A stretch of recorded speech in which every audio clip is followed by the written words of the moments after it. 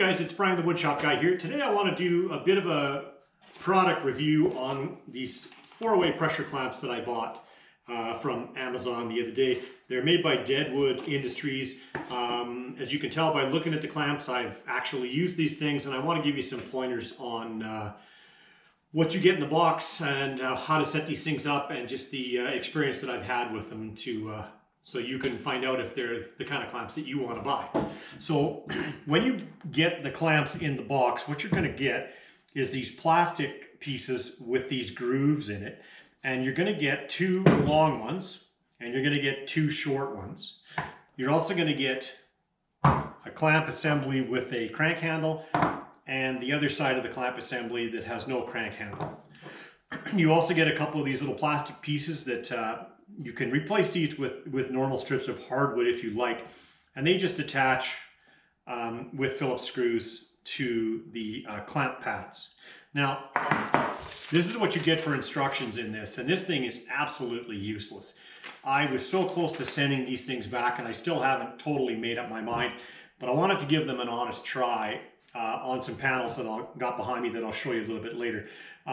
First thing I should tell you is you do need to supply your own pieces of hardwood. And I used cherry on this because I just happen to have some cherry left over. But I would suggest a good strong hardwood. I don't think you should go with a 2x4 or anything pine or spruce or any kind of a softwood, because there's going to be too much flex in it.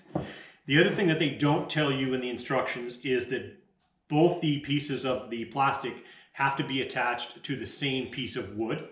And that means that the minimum length that you can go is about 20 and a half inches. And that's good enough for the stuff that I grew, because most of the panels that I'm gluing up are between 14 and 24 inches long. But you could make these any size that you want, keeping in mind that if you get too long, the pressure going this way is going to be significantly decreased, and at some point they're going to not function properly. Now, one of the things that they mentioned briefly in the instructions is that the wooden piece has to be 1 5/8 long, but they don't tell you why. So I screwed up the first time I put these, and I put them on a piece of wood that was 2 inches wide, and it just doesn't work. And here's why. This is the clamping piece, and what has to happen is the wood has to be narrow enough that it'll actually fit through between these bars on the clamping piece. So 1 5/8 seems to work just about right. So make sure that you cut them to the right length. Also, make sure that when you're attaching the plastic pieces to the wooden cauls, that you attach 1 long piece and 1 short piece to each caul. And like I say, this is about 20 and a half inches long, and that's the bare minimum. So now what we're going to do is I'm going to take you over to the other side of the shop, and I'm going to show you how I attach these onto a series of maple blanks that I'm gluing up for cutting boards. So let's go over to the other side of the shop.